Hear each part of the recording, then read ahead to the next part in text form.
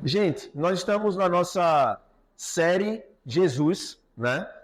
E nós estamos começando hoje, né, a segunda mensagem da nossa série. E na primeira mensagem nós vimos que existem muitas ideias sobre Jesus.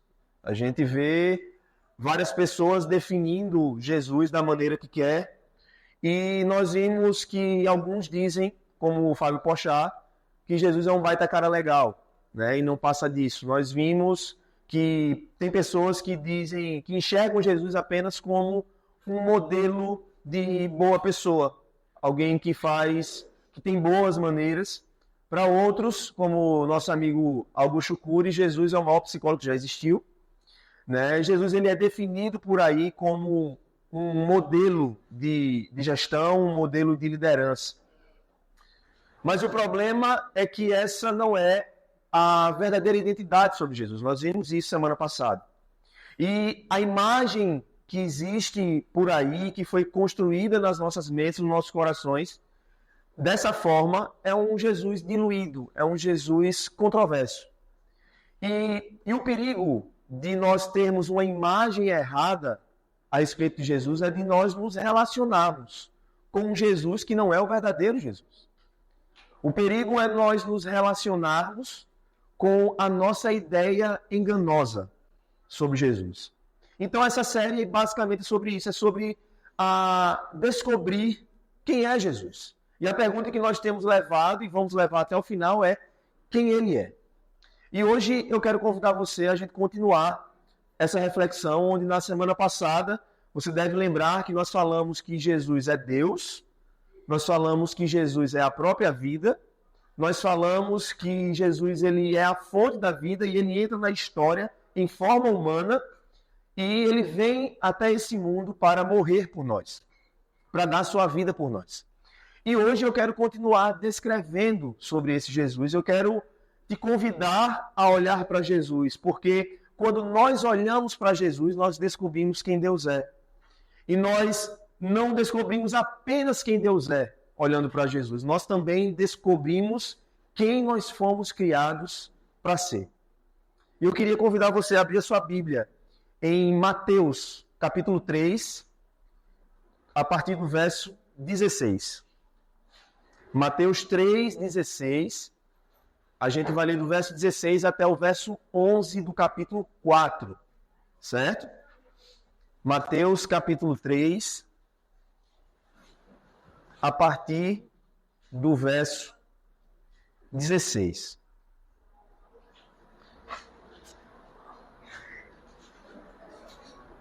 Quem achou, diga achei. Quem não achou, diga pera ainda. Boa.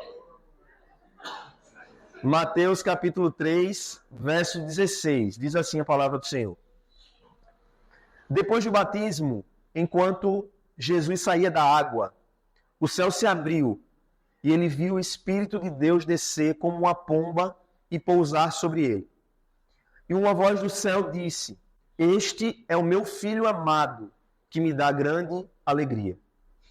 Em seguida, Jesus foi conduzido pelo Espírito ao deserto para ser tentado pelo diabo. Depois de passar 40 dias e 40 noites sem comer, ele teve fome.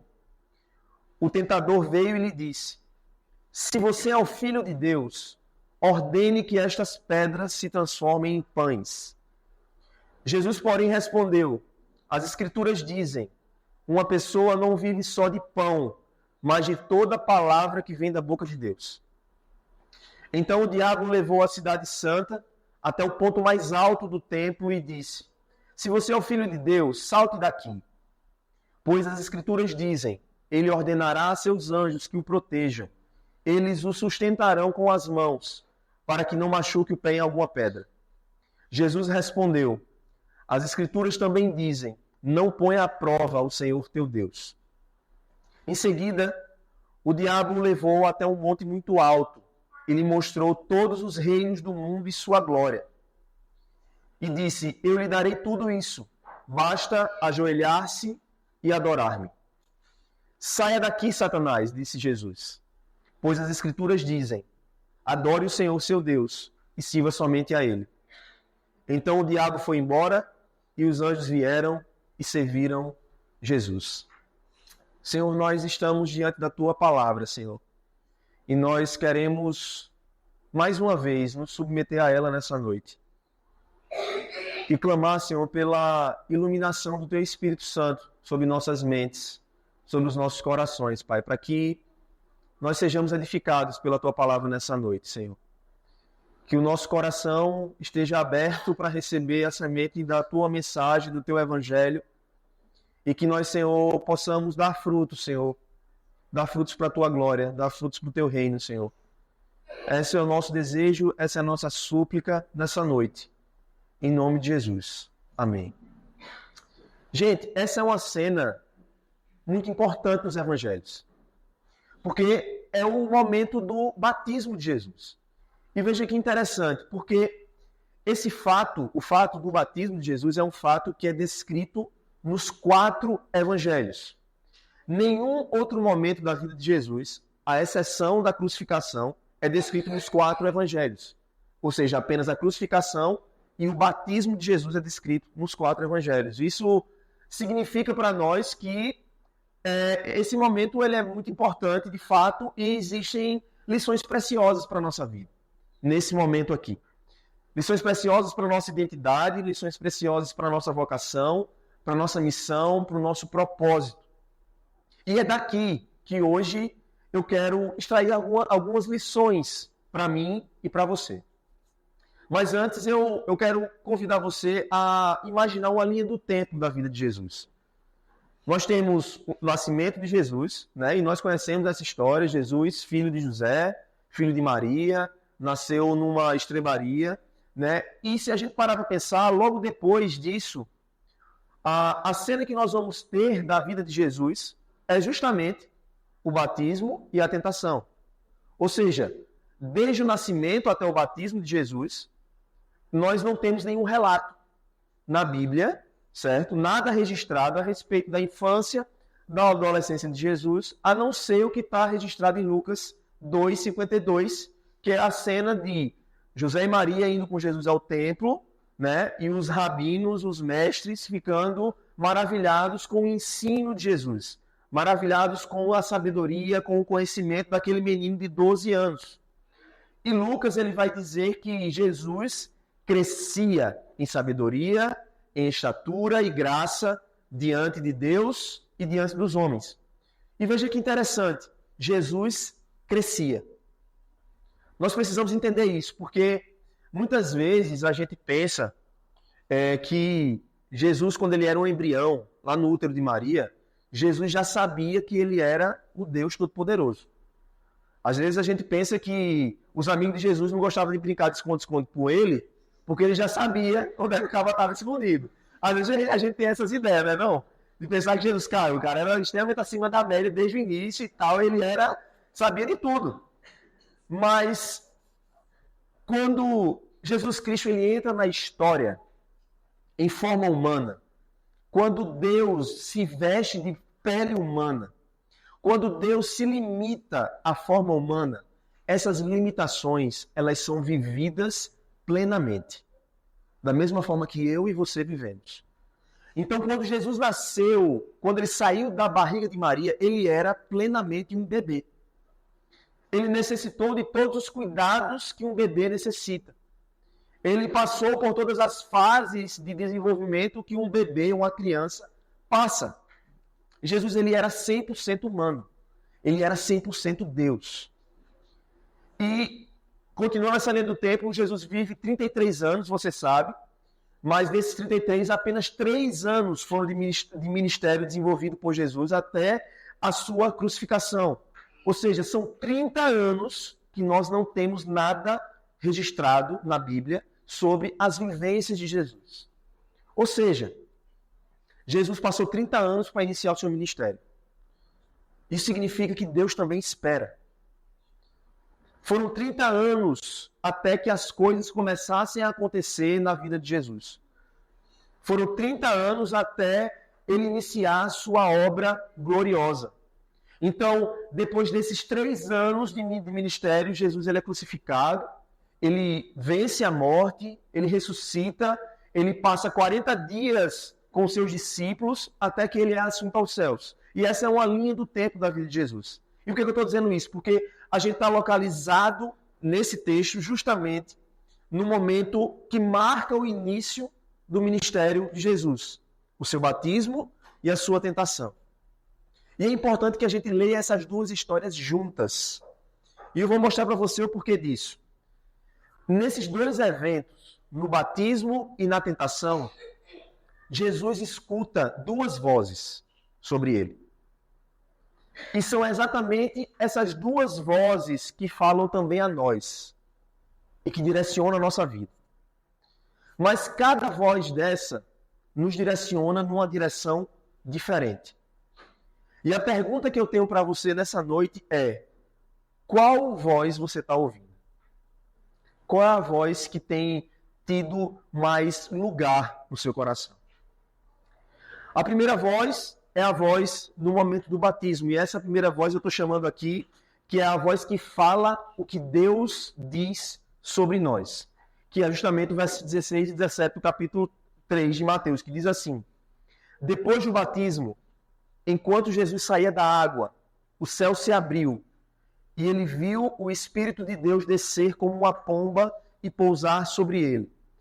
E uma voz do céu disse: este é meu filho amado, que me dá grande alegria. Gente, que momento extraordinário a gente tem aqui. E eu quero que você tome consciência do que está acontecendo aqui. Nós temos a Trindade aparecendo aqui. Nós temos o Pai dizendo: este é o meu filho amado. Nós temos o Filho sendo batizado nas águas. E nós temos o Espírito Santo descendo e pousando sobre Jesus. Nós temos aqui a mesma cena da criação. Gênesis 1, 26 vai dizer, Deus dizendo, né? Façamos o homem a nossa imagem, conforme a nossa semelhança.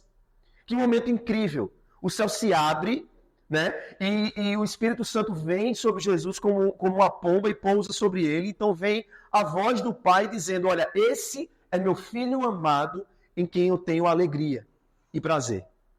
Você já viveu isso? Você já viu um momento assim na sua vida? Um momento em que você viu o céu se abrindo. Você ouviu uma voz estrondosa dizendo: esse é meu filho amado. Você já viu um momento desse? Eu nunca vivi. Não desse jeito. Mas eu já vivi momentos incríveis na presença de Deus, onde eu não tive a menor dúvida que os céus estavam abertos, sim, sobre mim. Onde eu não tive a menor dúvida que Deus estava no meu interior falando comigo e revelando ao meu coração, dizendo quem realmente eu sou. Dizendo: Igor, você é um filho amado. Você é o meu filho amado. Momentos assim são incríveis, mas eles não são rotineiros. São momentos especiais, são momentos extraordinários em que Deus ele derrama a sua graça sobre nós. E como diz Romanos 8,16, momentos em que o Espírito de Deus testifica ao nosso espírito que nós somos filhos de Deus. E quando Deus faz isso, esses momentos é como se Deus ele colocasse a sua mão sobre nós, e dizendo para a gente: olha, você é meu filho amado, se lembre disso, nunca se esqueça disso. Então, momentos assim se tornam como uma fonte de poder espiritual para nós, uma fonte de alegria espiritual, uma fonte de consciência espiritual que nos sustenta na caminhada, que nos sustenta na jornada. Agora, por que Deus faz isso? Porque ao longo da história, porque ao longo da nossa jornada existem esses episódios em que a gente percebe que Deus está ali nos lembrando que nós somos filhos amados. Sabe por quê? A primeira razão pela qual Deus faz isso é porque Ele quer revelar para nós a nossa identidade. Ele quer revelar quem somos. O que Deus está fazendo aqui nesse momento na vida de Jesus é atestando a sua verdadeira identidade. Essa é a primeira vez que acontece isso na vida terrena de Jesus. É o momento certo, e então Deus, ele diante de todos, ele vai dizer: olha, esse é o meu filho amado.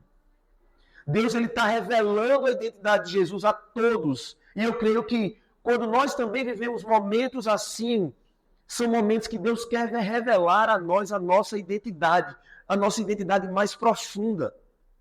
Porque é isso que me define na intimidade do meu ser. É aquilo que Deus diz que eu sou, é isso que me define no mais profundo e íntimo do meu ser. Eu sou um bocado de outras coisas. Eu sou casado com Noêmia, a mulher mais maravilhosa dessa terra, que está ali atrás. Eu sou pai de Vitor, que está ali. Sou pai de Jonathan, que está no forninho, né? Eu sou pastor dessa igreja, sou pastor da juventude, mas não são essas coisas que me definem. Lá no íntimo da minha vida, do meu ser, não é isso que me define. O que me define e define a sua vida também, de forma verdadeira, é que nós somos filhos amados de Deus, em quem Deus tem prazer e em quem Deus tem alegria. Quem é você? Você é um filho amado de Deus. É isso que define a gente. Não são as realidades circunstanciais da nossa vida, as realidades passageiras da nossa vida, da nossa existência que nos definem. O que nos define, o que define a nossa identidade é essa voz que revela quem nós somos. É essa voz maravilhosa que diz: você é meu filho amado. Não são os traumas da sua vida que definem você. Não são os traumas que você viveu na sua infância. Não são as tuas dores. Não são as tuas enfermidades que te definem. Não é a história da sua família que te define. Não é a tua bagagem genética que te define. Não é a tua origem étnica que te define. O que te define é a voz do Criador, aquele que diz: você é meu filho amado. É isso que nos define. Gálatas 3:28 vai dizer: olha, já não há nem judeu, nem gentil, nem escravo, nem livre, nem homem, nem mulher, porque todos agora são um em Cristo Jesus. Todos são filhos amados de Deus. Essa é a nossa identidade.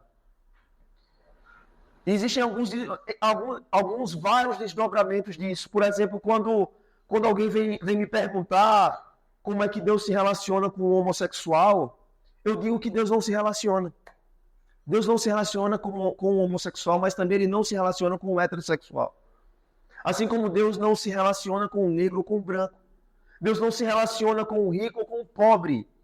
Deus se relaciona com seres humanos, criados à sua imagem e à sua semelhança. Deus se relaciona com pessoas e não com papéis. É assim que Deus se relaciona com a gente. E esse é o nosso Deus, e essa é a nossa identidade. Nós somos filhos amados dele. Em momentos em que Deus vem e fala conosco, nesses momentos extraordinários, é porque que ele fala isso, é porque ele quer trazer à tona essa verdade que muitas vezes é esquecida por nós. E ele quer que isso fique gravado no nosso coração, porque nós costumeiramente esquecemos quem nós somos. E o problema da gente esquecer quem a gente é que a gente começa a usar máscaras.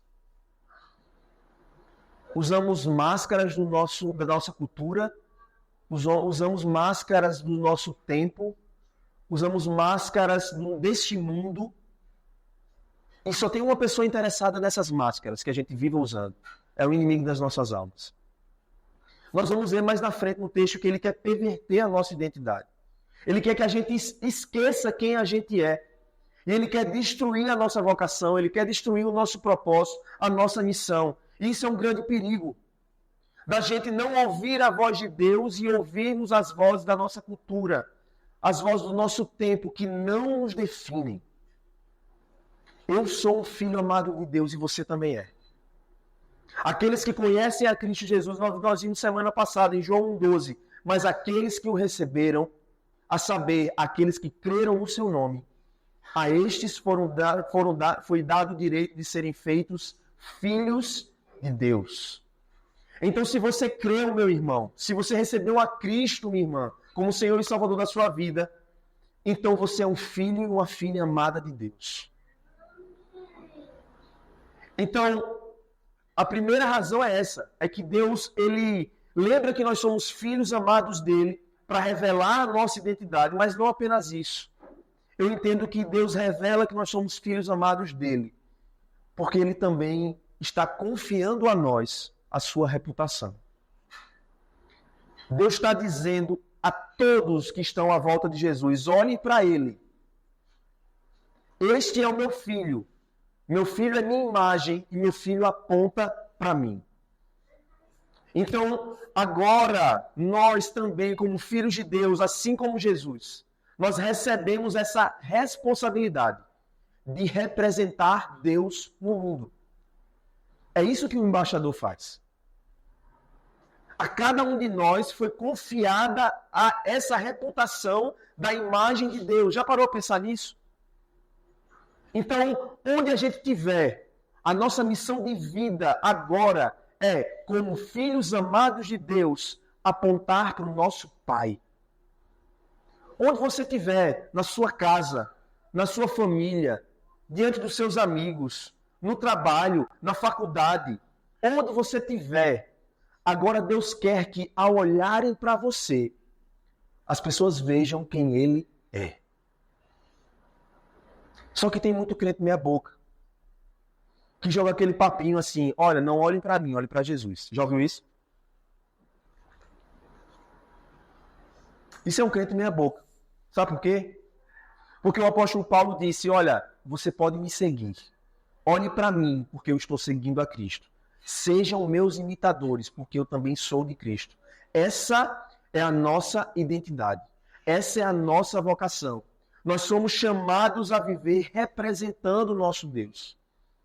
Então a minha pergunta é, você tem vivido como um filho amado de Deus? Ou você tem vivido como se não fosse um filho amado de Deus? Isso necessariamente implica em perguntar também, quando as pessoas olham para você, o que elas veem? Para onde a sua vida tem apontado?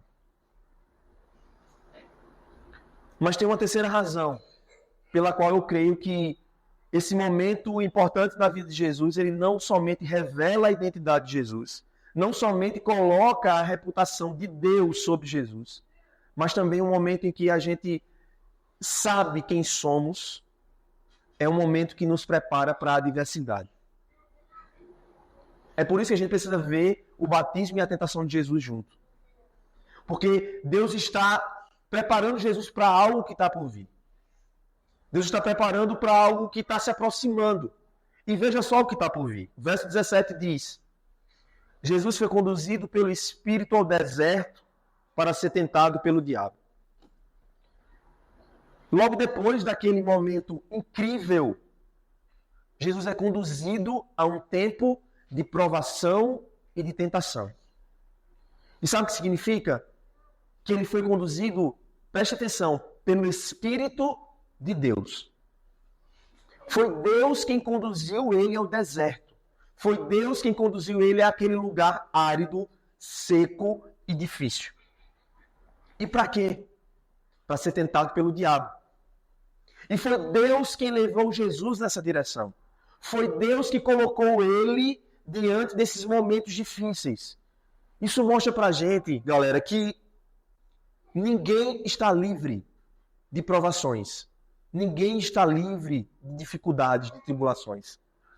O fato de eu ser um filho amado de Deus e Deus ter alegria na minha vida não me isenta das dificuldades. O fato de eu ser um filho amado de Deus não blinda a minha vida de passar por tentações e dificuldades. O ser humano mais perfeito que já existiu, Jesus Cristo, viveu uma vida perfeita porque ele era Deus. Ele não pecou, ele resistiu à tentação, ele venceu. Ele é o único ser humano na face da terra que merece o amor pleno de Deus. Mas ainda assim, ele sofreu. E não foi pouco. Ele sofreu muito. E esse momento, essa cena da tentação é só o primeiro round dessa luta. Porque depois disso, numa crescente, ele vai ser rejeitado. Ele vai ser cuspido. Ele vai passar fome. Ele vai passar dores. Ele vai enfrentar a pobreza. Ele vai enfrentar açoites. Ele vai ser zombado. Ele vai ser crucificado. E aos olhos humanos nós poderíamos olhar para essa cena toda e dizer: ele é um fracassado. Porque deu tudo errado na vida dele. Mas a verdade é que enquanto ele sofria, enquanto o seu corpo padecia, Deus estava nos salvando. Deus estava glorificando o seu nome. A mensagem do Evangelho não é que tudo vai dar certo na nossa vida. A mensagem do Evangelho é que não importa o que aconteça, Jesus vai ser sempre suficiente. Deus vai ser sempre suficiente, porque Ele estará conosco todos os dias da nossa vida. Essa é a primeira voz. A voz de Deus dizendo quem nós somos. Dizendo que nós somos filhos amados. E isso revela a nossa identidade. Isso coloca sobre nós a responsabilidade da reputação do nosso Pai.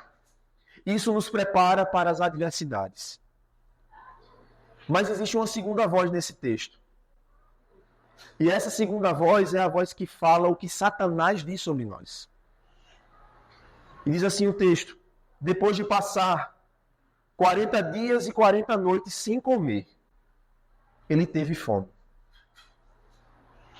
O tentador veio e lhe disse: se você é filho de Deus, ordene que estas pedras se transformem em pães.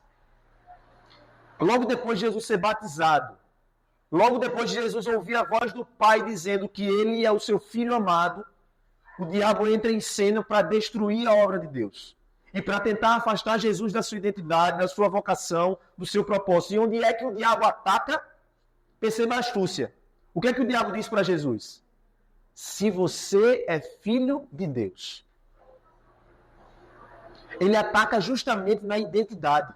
Deus tinha acabado de confirmar a identidade de Jesus e o diabo vai atacar o quê? A identidade. Cara, isso é muito sutil. Não se engane. O diabo não nos ataca colocando as suas presas na nossa carne. O diabo nos ataca semeando mentiras no nosso coração. Ele é sutil. E ele vai transformando a maneira como a gente pensa. Ele vai semeando pensamentos na nossa vida que colocam em dúvida, que colocam em xeque a nossa identidade, que colocam em xeque quem nós somos e quem Deus é. Ele quer nos colocar contra Deus. Ele quer que a gente esqueça quem a gente é.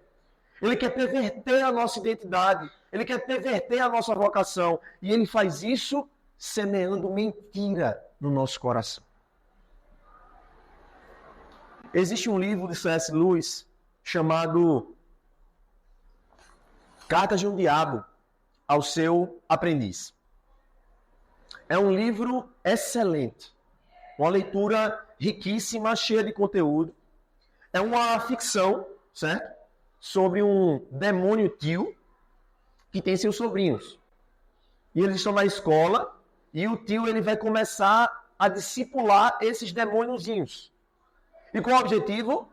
O objetivo é destruir a vida dos cristãos. E no livro, o demônio tio sempre vai se referir a Deus como o inimigo. E aí ele está lá ensinando os seus demôniozinhos a como destruir a vida dos crentes, dos filhos de Deus, como afastá-los da sua missão, do seu propósito, da sua vocação. E eu selecionei aqui alguns trechos desse livro para você entender a estratégia de Satanás na nossa vida. E o primeiro trecho que eu selecionei diz o seguinte, veja só. O tamanho dos pecados não importa. Isso é o demônio tio falando para os seus demôniozinhos, tá? O tamanho dos pecados não importa, desde que o seu efeito cumulativo seja o de afastar o homem da luz e levá-lo para o nada. De fato, o caminho mais rápido para o inferno é aquele que é gradual. Um leve declive, um caminho suave, sem curvas abruptas, sem marcações e sem placa. Quantas pessoas você conhece que se afastaram do caminho do Senhor dessa forma? Aos poucos. Quantas pessoas? Satanás é astuto, gente. Satanás se faz de anjo de luz. Ele nos engana com ideias. Ele nos engana com mentiras no nosso coração. e na nossa mente. E o primeiro ataque que ele faz é o mesmo padrão do Gênesis. O primeiro ataque que ele faz é um ataque relacionado à área do prazer. Veja o que ele diz. Jesus estava com fome. Ordene que essas pedras se transformem em pães. Ele ataca o nosso ponto fraco. Ele ataca os nossos instintos mais primitivos. E veja, Jesus está ali no deserto passando fome depois de 40 dias e 40 noites sem comer. Meu irmão, olha aqui para nós. Semana de Jesus, jejum e oração. Meu irmão, já é difícil o cara passar o dia inteiro sem comer. Parece que tem um kraken dentro da barriga do cara. Jesus passou 40 dias e 40 noites sem comer. E diz o texto que Jesus teve fome. Esse momento faz a gente fazer um paralelo com o Éden. Por quê? Porque Jesus está no deserto, enquanto que Adão e Eva estão no paraíso. Esse é um paralelo importante, porque Adão e Eva tinham fartura. Mas aí a serpente vai lá e diz, olha, mas esse fruto aqui vocês não têm. Esse fruto aqui é que é o bom. Satisfaçam a vontade de vocês. Não passem desejo. Se você tem vontade, coma. Que é exatamente o que ele está fazendo com Jesus. Jesus, você está com fome, coma. É inconcebível que Deus esteja passando fome. Se você é um filho amado de Deus, ele não pode te amar, porque ele está deixando você passar fome. Será que ele te ama mesmo? Ele está deixando você passar fome. Se você é tão poderoso assim, se você é o filho de Deus, então transforma essas pedras em pão. E prova que você é o filho de Deus. Olha que astuto, cara. Ele nos coloca contra a parede, tentando nos colocar contra Deus, semeando dúvida, semeando engano no nosso coração. E ele usa o prazer. O prazer é um ponto fraco para todos nós. Apesar de ter sido criado por Deus, mas é um ponto fraco, sim. Olha só mais esse trecho do livro de C.S. Lewis. E tenha em mente sempre que é o tio demônio falando para os seus sobrinhos. Diz assim: nunca se esqueça de que quando lidamos com qualquer prazer, estamos, de certo modo, no campo do inimigo, ou seja, no campo de Deus, tá? Eu sei que já ganhamos várias almas através do prazer. Ainda assim, o prazer é invenção dele e não nossa. Então, como é que o inimigo usa o prazer? Ele distorce o prazer. Ele perverte o prazer. Ele diz que o prazer pode ser vivido a qualquer momento, a qualquer hora e de qualquer jeito. E nós acreditamos nessa mentira. E é ali que ele nos afasta da nossa identidade, do nosso propósito. É assim que o inimigo faz. Mas o segundo ataque de Satanás é sobre perder a confiança em Deus. Ele quer que a gente perca a confiança em Deus. Ele quer que a gente comece a duvidar. Ele quer que a gente comece a deixar de ter certeza de que nós somos filhos amados de Deus. Então ele vem e diz assim no verso 5. Então o diabo levou a cidade santa até o ponto mais alto do templo e disse: se você é filho de Deus, salte daqui. Veja que interessante. Enquanto Deus leva Jesus para onde? Para o deserto. O diabo leva Jesus para onde? Para o ponto mais alto. Então preste atenção. Essa história da gente ir para o ponto mais alto, da gente se tornar o maioral, muitas vezes, ou na maioria das vezes, se não todas, não é Deus falando com você. Porque Deus não nos leva para o ponto mais alto. Deus nos leva para o ponto do esvaziamento. E ali está Jesus, e Satanás está dizendo: pois as Escrituras dizem, ele ordenará que aos seus anjos te protejam, e eles te sustentarão com as mãos, para que não machuque o pé em alguma pedra. Cara, agora o diabo está usando a Bíblia. Ele está usando a própria verdade, mas ele distorce a verdade. Ele está citando o Salmo 91, aquele salmo que diz: olha, aquele que habita no esconderijo do Altíssimo, 1000 cairão ao teu lado, 10.000 à tua direita, e você não será atingido. Então o diabo está falando para Jesus assim: olha, Deus disse isso, então você é o escolhido? Se você é realmente o filho de Deus, quando você se chegar lá no chão, os anjos vão te segurar. E aí Deus vai realmente mostrar que Ele te ama. Olha que filho da mãe. Olha o que Ele está fazendo. O diabo semeia essas dúvidas na nossa relação com Deus. E a gente começa a questionar o quê? Será que Deus é realmente bom? Será que Deus realmente me ama? Porque eu estou passando uma barra grande aqui. E eu não estou mais ouvindo a voz dele dizendo que me ama. Porque no momento que eu mais precisei, que eu mais me senti caindo, ele não veio me resgatar com seus anjos.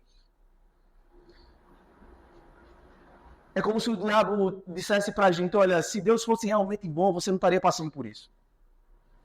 Do mesmo jeito que a serpente fez no Éden. Deus disse isso mesmo? Deus disse que vocês morreriam se comessem desse fruto? Foi isso que Deus disse? E aí o que acontece com a gente? A gente perde a nossa fé. A gente perde a nossa certeza da nossa identidade como filhos amados de Deus. É ali que o diabo ataca. E aí quando a gente perde a nossa confiança em Deus, a gente começa a confiar em quem? Na gente mesmo. E a gente começa a fazer do nosso jeito. E o livro do C.S. Lewis vai dizer o seguinte, em outro trecho. O modo mais simples de fazer os humanos falharem é evitar que olhem para Deus e voltem a olhar para si mesmos. Cara, isso é muito sutil. Existe um evangelho sendo pregado por aí. O diabo, ele não está usando o ateísmo para afastar as pessoas de Deus, porque o ateísmo é burrice. O diabo está usando o próprio cristianismo, cara, para afastar as pessoas de Deus. Ele se faz de anjo de luz, ele é sutil. Ele pega algo parecido com a verdade e ele estraga a essência. Existe um evangelho sendo pregado por aí. Em mega igrejas, em igrejas de pastores muito famosos, de redes sociais. E a mensagem deles não é sobre Deus, é sobre você. Olha, sempre que a mensagem for você, caia fora. Porque quem está falando é o diabo. Essa turma já chegou a dizer que a Bíblia não é um livro sobre Deus. É um livro sobre você. E aí você olha lá, milhões de compartilhamentos. Um bando de gente iludida pela voz de Satanás. Outro camarada disse outra vez, olha, você é o centro de tudo. De Jesus, você é o centro. Aí a câmera faz um close assim. Acorda, meu irmão. É assim que o diabo nos afasta de Deus. Ao fazer a gente viver em torno de nós mesmos. E não em torno de Deus. É assim que o diabo faz. Mas ainda tem um outro ataque de Satanás aqui. Que é um ataque sobre poder. O texto continua dizendo, em seguida, o diabo o levou a um monte muito alto e mostrou-lhe todos os reinos do mundo e sua glória.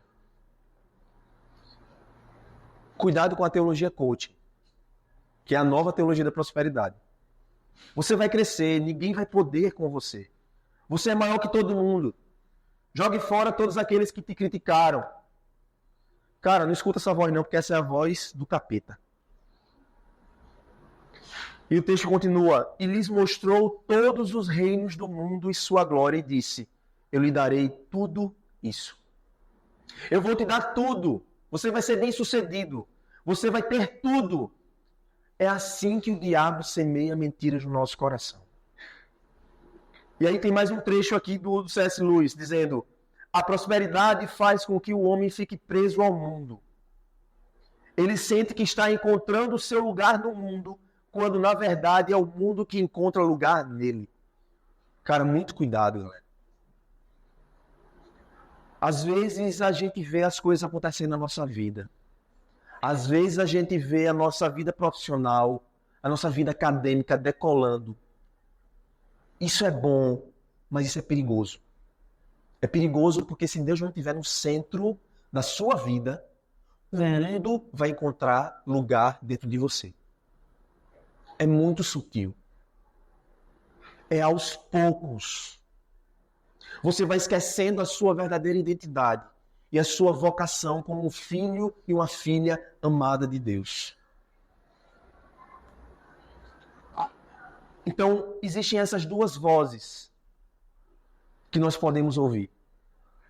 O Deus que diz sobre nós, o que Deus diz sobre nós e o que Satanás quer semear no nosso coração. Mas, para concluir, esse texto também nos traz 3 segredos para nos ajudar a calar a voz do inimigo, que tenta semear mentiras no coração da gente. E o primeiro segredo, a primeira arma que a gente tem, é o poder do Espírito.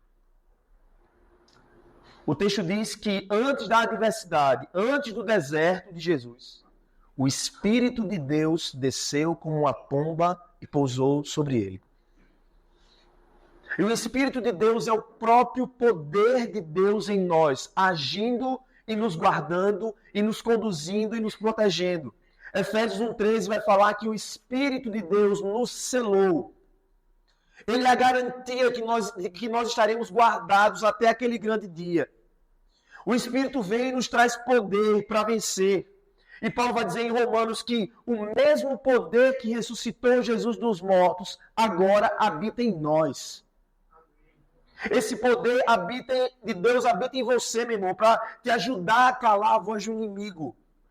Para estar defendido, para estar guardado dessas setas do maligno sobre a sua mente, sobre o seu coração. Nós estamos selados com o Espírito Santo da promessa. Isso é uma verdade que nós precisamos lembrar. O Espírito Santo está em nós, habita em nosso coração.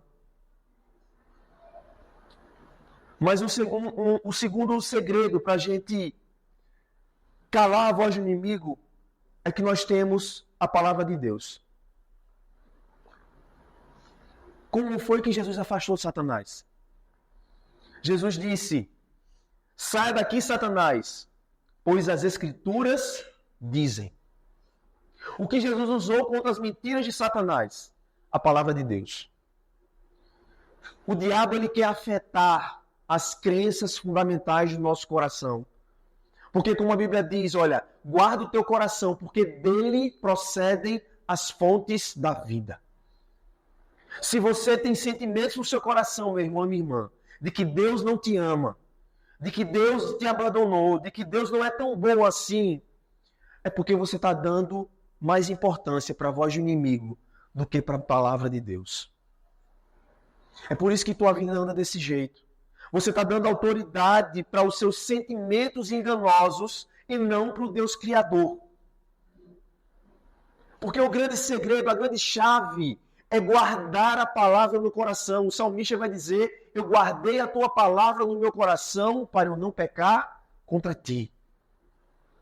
A palavra de Deus no nosso coração se torna um filtro extremamente poderoso para processar os sentimentos, os pensamentos enganosos do nosso coração. Então eu pego as promessas de Deus, eu pego essa segurança que a palavra de Deus me traz sobre quem eu sou e sobre quem é o meu Deus, e ali o inimigo não consegue tocar, porque eu tenho uma defesa. Existe um bloqueio contra ele, e esse bloqueio é a palavra de Deus no nosso coração. E não há lugar para o diabo semear mentiras. É por isso que a gente tem que estudar a Bíblia. Não é só vir na igreja e ouvir uma pregação, não. Nós precisamos estudar todos os dias. Isso exige tempo, isso exige esforço. Mas sem isso, a gente não consegue calar a voz do inimigo, que vive para semear mentiras no nosso coração. Mas a gente ainda tem um terceiro segredo, uma terceira arma, que é a presença de Jesus.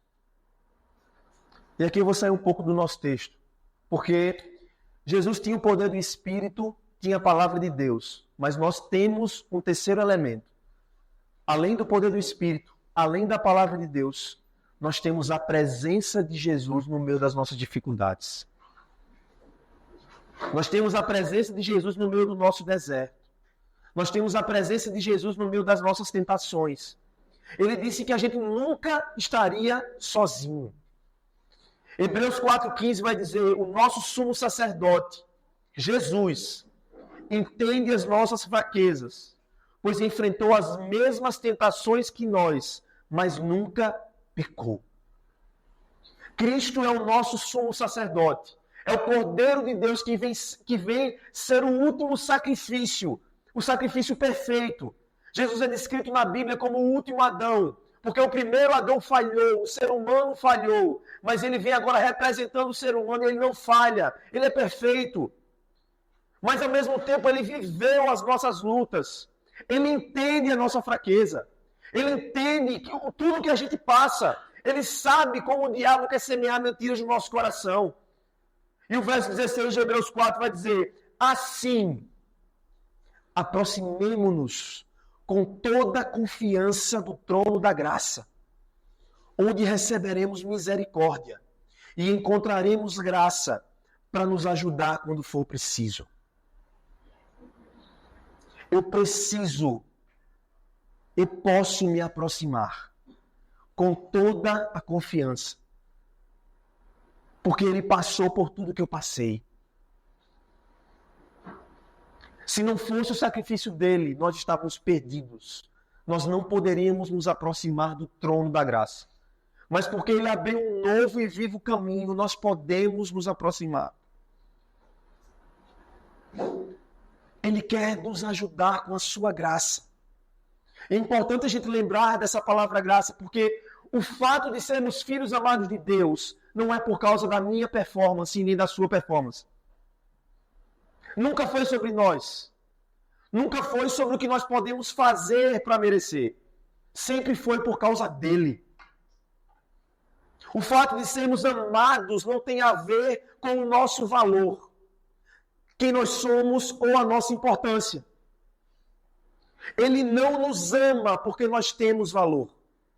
É o contrário, nós temos valor porque ele nos ama. Então, por causa disso, eu posso me aproximar com toda a confiança do trono da graça. Eu não preciso ter medo, porque Deus olha para mim agora através da pessoa de Jesus. Nós podemos nos aproximar do trono por causa de Jesus.